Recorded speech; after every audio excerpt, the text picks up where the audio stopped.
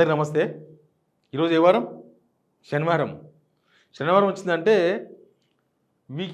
Week అంతా కష్టపడి చల్లగా ఉందాం, కొద్దిగా ఆదివారం వస్తుందని అంత సంతోషంగా ఉంటారు. కష్టజీవులు కూడా అనుకుంటారు ఆదివారం నాడు ఒక ఆదివారం వస్తే నిమ్మలంగా ఉందామని. కానీ హైడ్రా వాళ్ళు ఆ రోజే నిద్రలేస్తారు. అది పండుగ కానీ పబ్బం కానీ ఎవరైనా బతకని ఎవరైనా సావని. శనివారం వచ్చిందంటే చాలు హైడ్రా బుల్డోజర్స్ మొత్తం పేదల గుడిసెల మీదకి పోతాయి. సింపుల్. శనివారం వచ్చేది దేనికోసం తెలంగాణలో అంటే పేదల గుడిసెల మీదకి పోనీకి bulldozers. అక్కడెక్కడనో UP CM Yogi Adityanath ఆయన టెర్రరిస్టుల ఇండ్ల మీదకి, లేకపోతే మహిళలను పాడు చేస్తున్న వాళ్ళ ఇండ్ల మీదకి, దానికి కొద్దిగా సోషల్ యాక్సిడెంట్స్ వస్తుందేమో. కానీ ఇక్కడ చేస్తున్నది ఎవరి కోసం చేస్తుండ్రు, ఎందుకోసం చేస్తున్నారు అంటే ప్రభుత్వ భూమి. ఎంత దారుణం అంటే ఇందిరమ్మ ఇచ్చిన భూములవి. అప్పుడెప్పుడో ఇందిరమ్మ పాలనలో కుటుంబ నియంత్రణ పాటించడానికి, ప్రోత్సహించడానికి కుటుంబ నియంత్రణ చేసుకుంటే, అంటే ఒకరో ఇద్దరు పిల్లలు కదా ఆపేస్తే అప్పుడంతా 10 మంది 20 మంది 5 మంది 6 మంది 7 మంది అట్లా ఉండే కదా. కాబట్టి నియంత్రణ కోసమని ఒక ప్రోత్సాహకంగా స్కీమ్ పెట్టి వాళ్ళకి మాదాపూర్లో కొండాపూర్లో ల్యాండ్ ఇచ్చారట. అసలు వాళ్ళ మాటలు వింటే ఊరేసుకొని పోవాలి అవతలకి. అట్లా మాట్లాడుతుండ్రు అక్కడ ఉన్న పేదలు. వాళ్ళు తెల్లవారుజాము 4 గంటలకు బుల్డోజర్స్ పోయి మొత్తం కూలగొట్టేసినాయి. శనివారం కోర్టులు ఉండవు. అసలు విషయం ఏంటంటే దాని మీద కోర్టు స్టే కూడా ఉంది. అన్ని విషయాలు మాట్లాడదాం. అసలు హైడ్రా మంచి కోసం తీసుకొచ్చినామంటే మంచి కోసం పనిచేస్తే ఇబ్బంది లేదు. లేకపోతే చట్టం అందరికీ సమానమే కావాలి. పెద్దోళ్ళకు చుట్టం కావద్దు, చిన్నోళ్ళకు దయ్యంలా కనబడద్దు చట్టం. వీళ్ళు చట్టంలో ఉన్న లూప్ హోల్స్ను ఉపయోగించుకుంటున్నారు. గవర్నమెంటే చట్టంలో లూప్ హోల్స్ ఉపయోగించుకుంటే జనం ఏమైపోతారు? ఇప్పుడు మొన్ననే కదా చూసింది, పండుగ స్టార్టింగ్ డే, దసరా పండుగ స్టార్టింగ్ డే అక్కడ బాలయ్య బస్తీ, ఇక్కడ భిక్షపతి బస్తీ, పిచ్చమయ్య బస్తీ. ఈరోజు పండుగ ఇంకా అయ్యే పోలే. పండుగ మనం పండుగలనే ఉన్నాం. ఇంకా ఆదివారం వస్తే తప్ప పండుగ అయిపోదు మనకి. ఇప్పుడు సోమవారంకి వెళ్ళి మన లైఫ్లో మళ్ళీ దసరా పండుగకి వెళ్ళి బయటకు వస్తాం. అట్లాంటిది పండుగ తెల్లారిందో లేదో పండుగ పోయి కూలగొట్టేసిండ్రు. ఇట్లాంటిది సమాజానికి చెప్పాల్సిన అవసరం ఉంది, తెలవాల్సిన అవసరం కూడా ఉంది. సబ్స్క్రైబ్ చేయండి, షేర్ చేయండి. మేమేం భయపడం, మీరు కూడా ఏం భయపడకండి. ప్రజాస్వామ్యంలో మనకు హక్కులు ఉన్నాయి. కానీ ఒకసారి చూడండి, ఇంకో చిన్న చిన్న పిల్లలు రోడ్డు మీద పడేస్తే పిల్లలు ఇక్కడ ఆడుకుంటున్నారు. ఇంకో ఆటోలు పనిచేసేవాళ్ళు, డ్రైవర్లు, ఇంకా మొత్తం మూటా ముళ్ళే జరుపుకొని ఆడ పెట్టుకున్నారు. ఇంకా చిన్న చిన్న పిల్లలు ఆడుకుంటున్నారు. నీడ లేకుండా చేసిండ్రు. ఇంకా కొత్తగా ఏం చేసిరంటే, మొన్న ఆడ బాలయ్య బస్తీలో మొత్తం జనమంతా వచ్చిర్రు, మీడియా మొత్తం వచ్చిందని ఒక 2 కిలోమీటర్ దూరంలో ఇవి పెట్టిన బారికేళ్ళు, పోలీస్ పహారా, ఎవరికి ఎంట్రీ లేదు. లోకల్ వాళ్ళు పోయినరు జేసీబీలు. శనివారం వస్తే చాలు హైదరాబాద్లో జేసీబీల గిరాకీ పెరిగిపోయిందంట. శనివారం వస్తే గిరాకీ పెరిగిపోతుంది. శనివారం వస్తే చాలు ఇల్లు కొట్టాలి.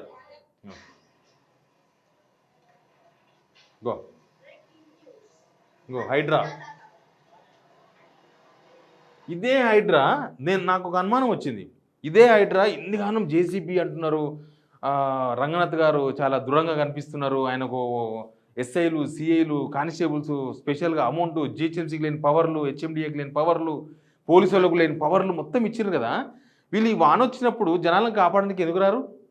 ఈ ట్రాఫిక్ జామ్ ఉన్నప్పుడు దానికి ఆ ట్రాఫిక్ జామ్ నుంచి జనాలను కాపాడడానికి ఎందుకు రారు? అరే ఇంత స్పీడ్ యాక్షన్ చేయొచ్చు కదా, మంచి కోసం కదా. హైడ్రా పెట్టింది మంచి కోసం. అంటే ఈ ట్రాఫిక్ని తగ్గిస్తే మంచి అన్నారా జనం? లేకపోతే నిన్నమన కదా ముగ్గురు కొట్టుకుపోయినరు. ముగ్గురు కొట్టకపోతే ఒక్కరో ఇద్దరో దొరికిర్రు. ఇంకా మొత్తం దొరకలే. ముగ్గురులా ఇద్దరు దొరికిర్రు. ముగ్గురులా ఒక డెడ్ బాడీ ఇప్పటిదాకా దొరకలే. ఇంకా వాళ్ళ హైడ్రా ఏం చేస్తుంది? ఆ డెడ్ బాడీని పట్టుకోలేకపోయింది. అసలు ఎందుకు దానిలో చచ్చిపోతున్నారు? హైడ్రా ఏం చేస్తుంది? వరద వస్తే ఎందుకు వాటి కొట్టుకపోతున్నారు? హైడ్రా వస్తే మొన్న మూసి టక్కున ఎట్లా పొంగి పొర్లింది? హైడ్రా ఏం చేసింది?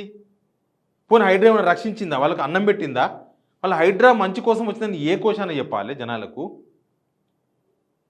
నాకు కొంతమంది ఫోన్ చేసి ఆ జీడిమేట్ల కొరగొట్టినాడు 15,000 కోట్ల భూమి కాపాడిందని చెప్పమంటారు. అక్కడ జనాలు రోడ్ల మీద ఉన్నారు. పండుగ నాడు సిగ్గు శరం లేదా నాకేమన్నా? జనాల దిక్కు మాట్లాడాలన్నా? వీళ్ళు కాపాడే పద్ధతి ఇదా? ఇప్పుడు వీళ్ళ భూమిలో వీళ్ళ మాటలు వినండి ఒకసారి.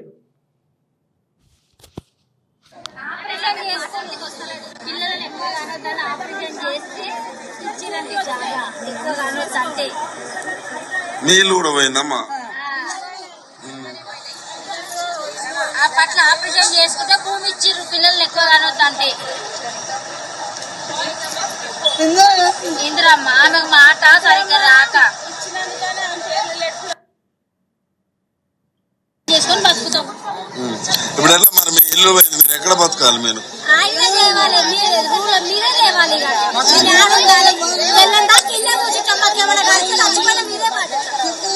మీరే బాధ్యత, మాకేమన్నా అయినా మీరే బాధ్యత. ఏం చెప్తారు రేవంత్ రెడ్డికి? ప్రధానంగా ఏమైనా మాకు మీరే బాధ్యత. ఇప్పుడు కట్టెలు పట్టుకొని మీరే బాధ్యత మాకేమన్నా అయితే. చేపించుకొని సంపాదించుకొని అంత కంచె గట్టి కొట్టి అంత సంపాదించుకున్నారు వాళ్ళు. ఇవాళ చేయకూడదు ఇచ్చినందుకు వచ్చినందుకు మా భూములు గుంజుకుంటారు. ఆమె మా ఎక్కడెక్కడ ఉందంటే ల్యాండ్ తెలియదు ఆమెకు, తెలుసు కదా, కోర్టులో తెలుసు కదా. ఏం చెప్తారు రేవంత్ రెడ్డికి? ఏం చెప్తారు?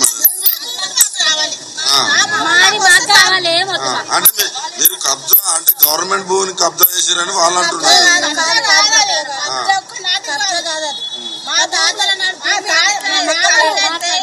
ఆపరేషన్ చేయించుకొని కంచె కొట్టి గడ్డి అడవి ఉంటే కంచె కొట్టి ఇలా నీళ్ళు తాగుకుంటారు. కుంగ ఇలా చెల్లుకుంటే నీళ్ళు తాగుకుంటారు. ఫస్ట్ అప్పుడు తిండి తికాలి.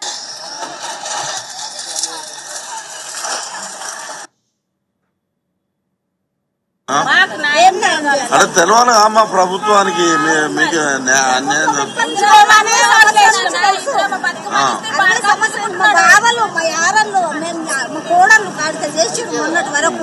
చెప్పేది ఏంటంటే వీళ్ళ అత్తలు మామూలు, వీళ్ళంతా కోడళ్ళు. అత్త మామూలు అంటే ఇందిరాగాంధీ కాలం కదా, పిల్లలు కాకుండా ఆపరేషన్ చేయించుకుంటే గవర్నమెంట్ ఇచ్చిన భూమి అది, సింపుల్గా చెప్పాలంటే.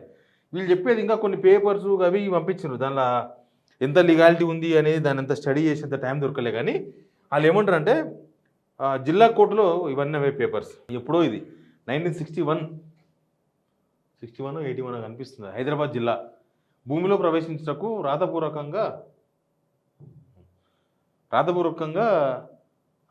అయిన అనుమతి అంట.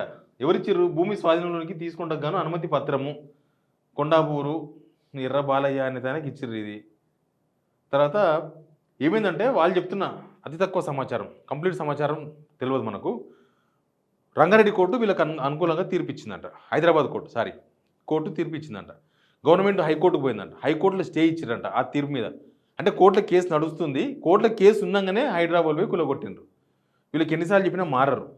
శనివారం నాడు కూల్చొద్దని హైకోర్టు చెప్పింది, సెలవు దినాల్లో కూల్చొద్దని చెప్పింది. ప్లస్ కోర్టులో ఉన్నాగా కేసు మీరు ఎట్లా కూలుస్తారని చెప్పి అడిగింది. అయినా సరే పట్టించుకోరు. ఒకవేళ అది గవర్నమెంట్ జాగానే అనుకుందాం, కూల్చే పద్ధతిదా? ఆ రోజు బాలయ్య బస్తీ అయినా సరే, ఇక్కడ ఈ బస్తీ అయినా సరే కూలగొట్టాల్సిన అవసరం ఏముంది? కూలగొట్టాలంటే ఇట్లా కూలగొట్టాలన్నా? అందరూ ఇంట్లో ఉండగానే, సామానంత ఉండగానే, పండగ పబ్బ నాడే పండుగలనే కూలగొట్టేసేయాలన్నా? అది ఏం కాపాడమో నాకైతే ఏం అర్థమైతే లేదు, ఎవరికి ఏం అర్థం కాదు ఇది.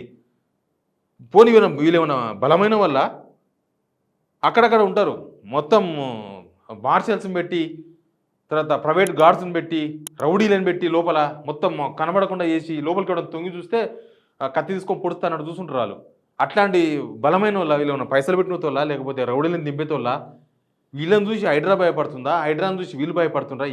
ఏమవుతుంది అసలు? ప్రతి దగ్గర పేదోళ్ళే బలవుతున్నారు, అది ప్రాబ్లం ఇక్కడ.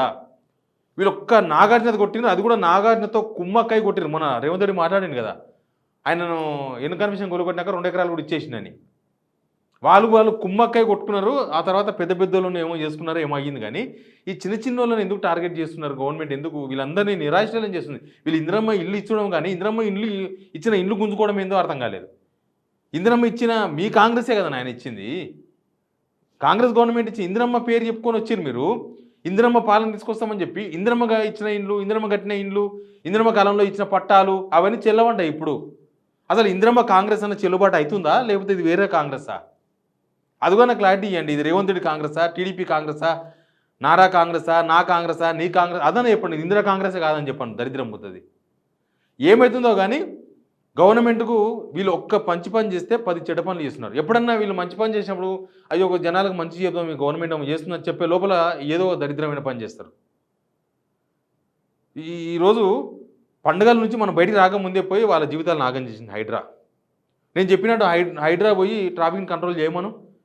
ఆ హుస్సేన్ సాగర్లో దూకి చచ్చిపోతున్నాం, హైడ్రాని కంట్రోల్ చేయమను. హైడ్రా రైతుల ఆత్మహత్యను ఆపమను, ట్రాఫిక్ని ఆపమను, వర్షం వస్తే నీళ్లు రాకుండా చూడమను. అవేం చెయ్యదు, ఓన్లీ ఇల్లు కొలగొట్టుడే. హైడ్రాకు ఉన్న ప్రధాన ఉద్దేశం ఇల్లు కొలగొట్టుడే. ఏమనంటే మేము పేదల కోసం పేదల ఇల్లు కొలగొట్టమంటారు. చెప్పేది వేరు, చేసేది వేరు. దీనికి రేవంత్ రెడ్డి మూల్యం చెల్లించుకుంటాడు, నో డౌట్. రంగనాథ్ గారిది ఏం పోదు, రంగనాథ్ గారు ఆఫీసర్, ఇంకో గవర్నమెంట్ వస్తుంది, ఆయన ఇంకొక ప్రమోషన్ వస్తుంది, ఆయన ఇంకో ఆఫీసర్ అయిపోతాడు. ఈడ మూల్యం చెల్లించుకునేది కాంగ్రెస్ అండ్ రేవంత్ రెడ్డి. కాంగ్రెస్ను ఒక 30-40 ఏళ్ళు రాకుండా ఏదామని కక్ష కట్టినట్టున్నాడు రేవంత్ రెడ్డి. సింపుల్గా చెప్పాలంటే కాంగ్రెస్ మొత్తం భూస్థాపితం చేయాలని డిసైడ్ అయినట్టున్నాడు. అప్పట్లో మోడీ అన్నాడు ముక్త కాంగ్రెస్ అని, ఈయననే పనిచేస్తున్నాడు ముక్త కాంగ్రెస్ కోసం. లేకపోతే ఈ పేదల ఇల్లు కొలగొట్టుడేంది, వాళ్ళ అన్న ఇల్లు కొలగొట్టుకున్నాడా, ఆడ కాలేజీ కొలగొట్టిండా, మస్తు కాలేజీలు ఉన్నాయి కొలగొట్టిరా. మొన్న ఎవరో కాలేజీలో ఫీజు రియంబర్స్మెంట్ కోసం డబ్బుల కోసం అడిగితే మీకు మీరంతా అవినీతి, మీరంతా అక్రమంగా కట్టినరా అన్నారు, కొలగొట్టినరా. అసలు ఎన్ని ఇళ్ళు ఉన్నాయి, పెద్ద పెద్దోళ్ళ ఇల్లు, ఎన్ని ఫామ్ హౌస్లు ఉన్నాయి, దేని టచ్ చేయలేదు. ఓన్లీ పేదల ఇళ్ళే కొలగొట్టేసింది హైడ్రా మొత్తం. వాళ్ళ హిస్టరీ మొత్తం తీస్తే వాళ్ళ డైరీలో మొత్తం ఇవే ఉంటాయి.